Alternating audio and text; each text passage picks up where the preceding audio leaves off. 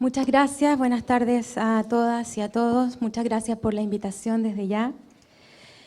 Bueno, mi ponencia versa sobre la corresponsabilidad parental desde una perspectiva jurídica, obviamente dada la pertenencia disciplinaria que tengo. Lo primero que deseo aclararles es que voy a hacer algunas referencias a una ley que se dictó en Chile en junio de este año, una ley que modifica el Código Civil y que incorpora expresamente la corresponsabilidad parental. Entonces, las láminas que traigo se refieren específicamente a esa ley. Bueno, en Chile los textos legales que se refieren a la familia y a la infancia son bastante escasos y están muy desperdigados en nuestro ordenamiento. Aquel cuerpo legal que regula las relaciones de familia es el Código Civil. Aquel cuerpo legal que teóricamente, que deseablemente debiera regular nuestro derecho de la infancia, no existe.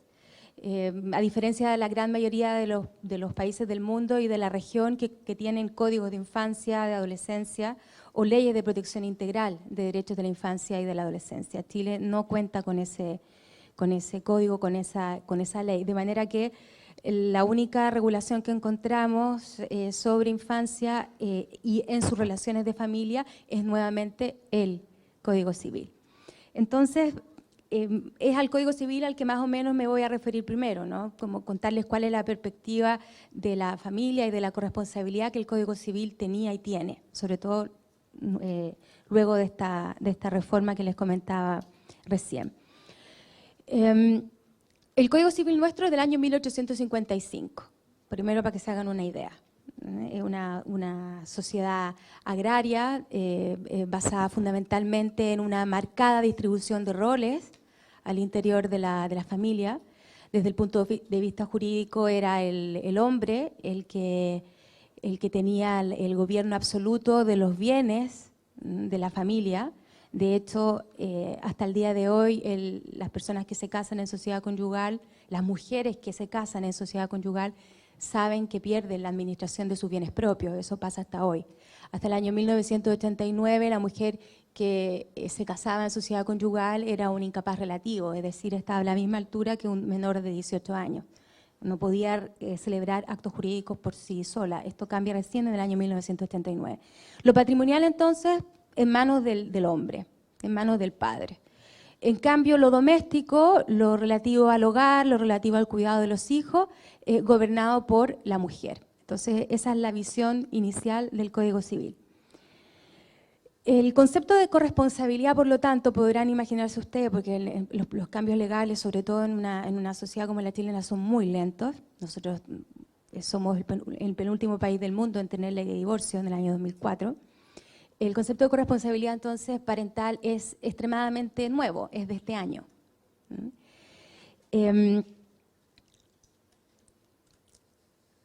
Ahora bien, para comprender qué es lo que es la corresponsabilidad parental, antes de entrar en la descripción de la ley, hay que definir, intentar al menos definir qué es lo que es la responsabilidad parental, porque la idea de corresponsabilidad da la idea de participación, de incluir a ambos padres.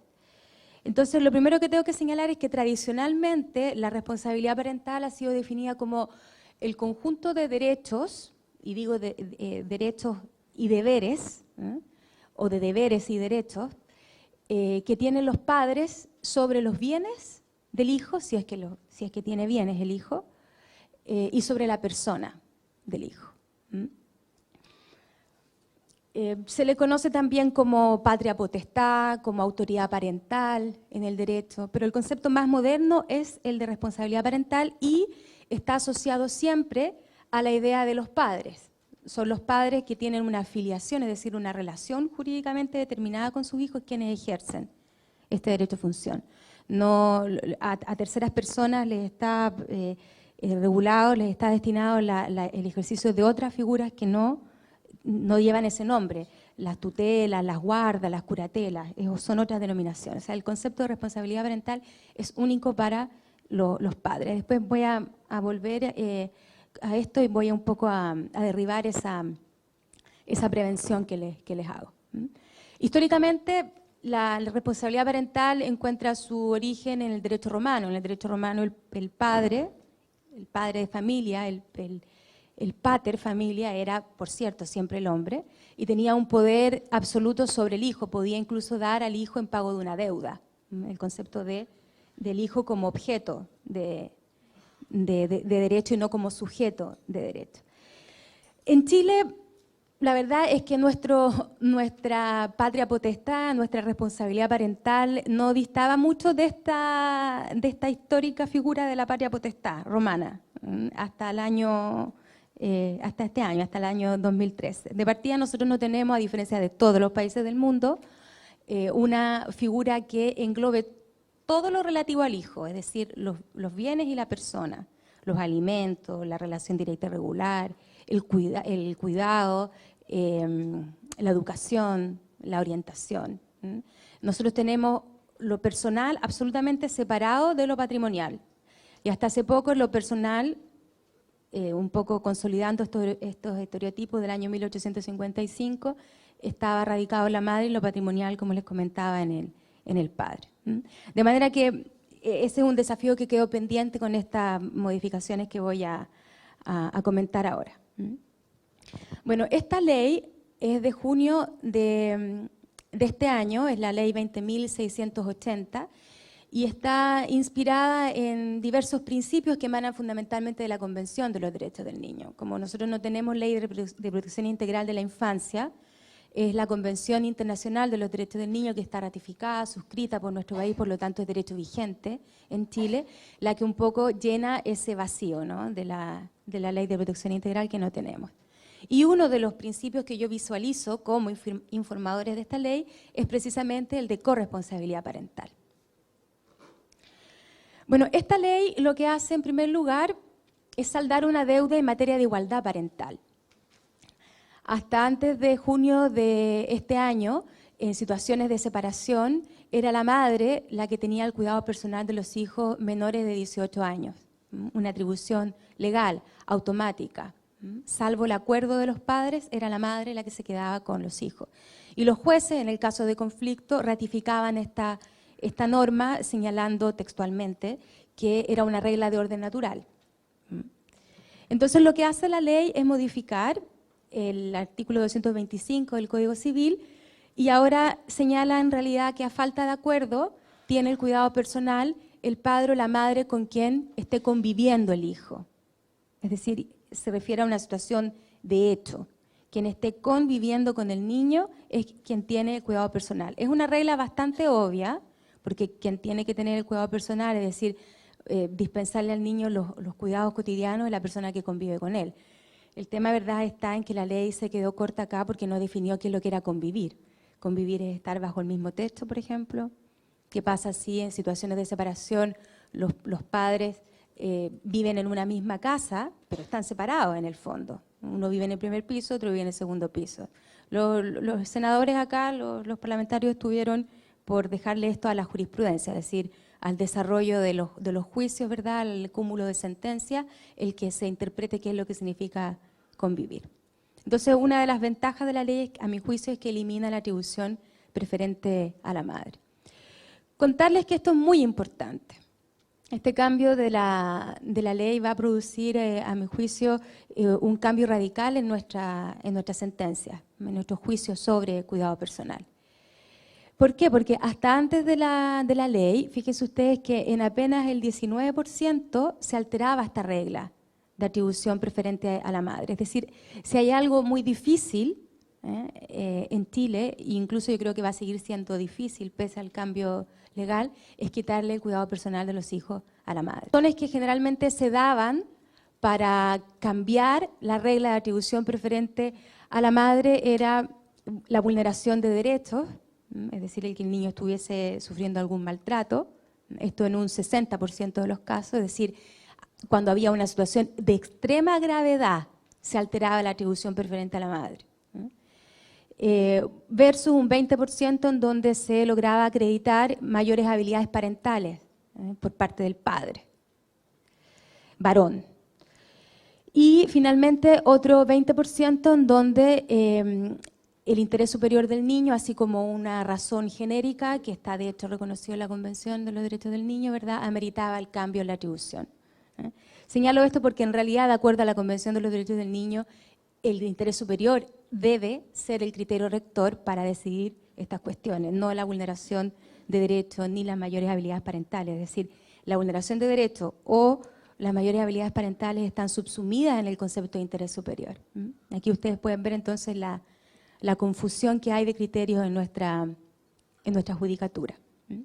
Y lo mismo pasaba en situaciones de instancias mayores, es decir, en Corte de Apelación, en Corte Suprema, a medida que subimos de jerarquía dentro de los tribunales, apenas un 20%, un poco más, acá tengo aquí la cifra del 31%, que es del año 2007 a 2010, atribuía el cuidado personal al padre. Como ven, cifras muy bajas. Además, en materia de patria potestad se elimina la atribución preferente al padre, porque en situaciones de separación, quien tenía el cuidado personal tenía la patria potestad. ¿Qué significa la patria potestad? Quien administra los bienes del hijo, quien lo representa legalmente. Entonces, hasta antes de la entrada en vigencia de la nueva ley, quien tenía el cuidado personal administraba los bienes y representaba al hijo, es decir, la madre, porque ella tenía el cuidado personal. Y en situaciones de normalidad, es decir, cuando estamos casados, estamos en pareja, quien representaba a los hijos legalmente y quien administraba los bienes del hijo era el padre, no la madre. La madre estaba absolutamente excluida.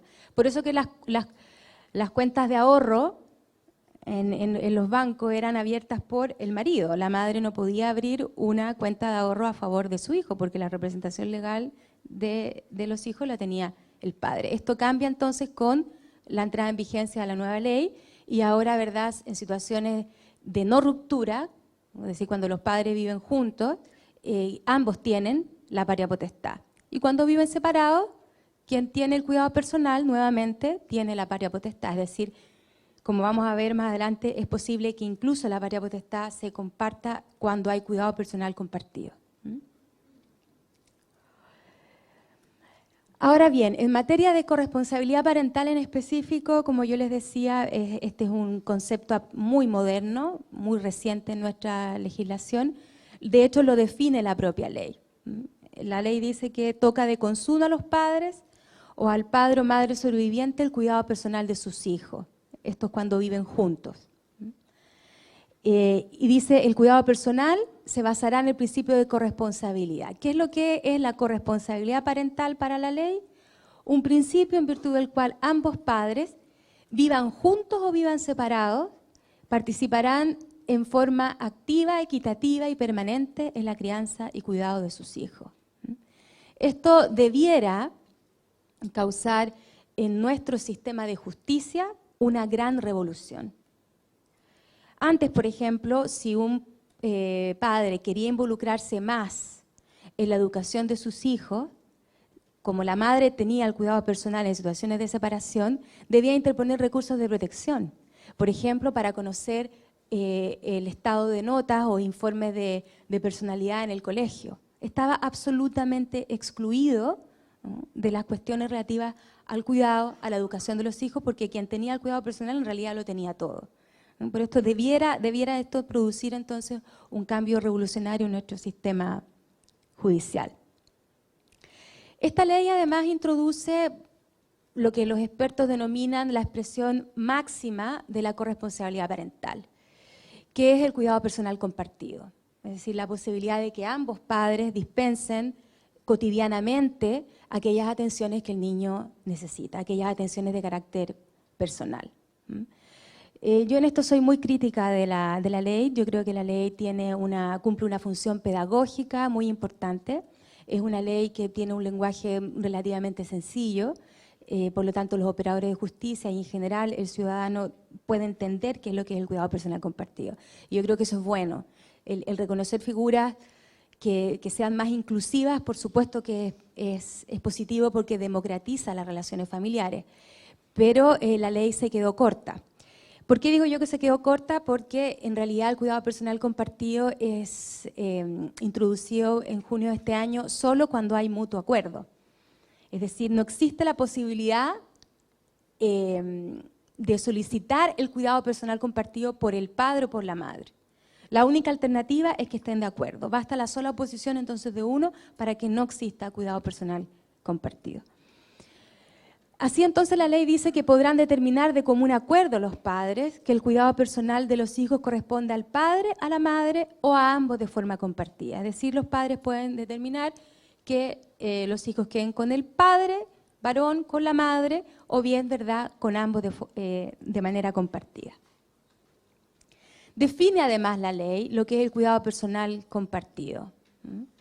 Y dice que es un régimen de vida que procura estimular la corresponsabilidad de ambos padres que viven separados, es decir, hay cuidado personal compartido cuando viven separados, en la crianza y educación de los hijos comunes, y ahí subrayo yo, mediante un sistema de residencia que asegure su adecuada estabilidad y continuidad. ¿Por qué subrayo mediante un sistema de residencia? Porque esta ley ha sido mal vendida como la ley de amor de papá, esta famosa asociación de padres, como ley de cuidado personal compartido. Y en realidad no es una ley de cuidado personal compartido, porque si ustedes ven, la aplicación práctica de esta figura va a ser marginal. Porque las personas cuando se separan no están con ánimo, la gran mayoría de las veces, de compartir el cuidado personal. Entonces es más bien una ley de cuidado personal, pero no de cuidado personal compartido. Entonces dice mediante un sistema de residencia. ¿Qué quiere decir esto? Que alguna alternancia entre las casas de los padres debe haber. El cuidado personal compartido en el derecho comparado tiene tres grandes expresiones.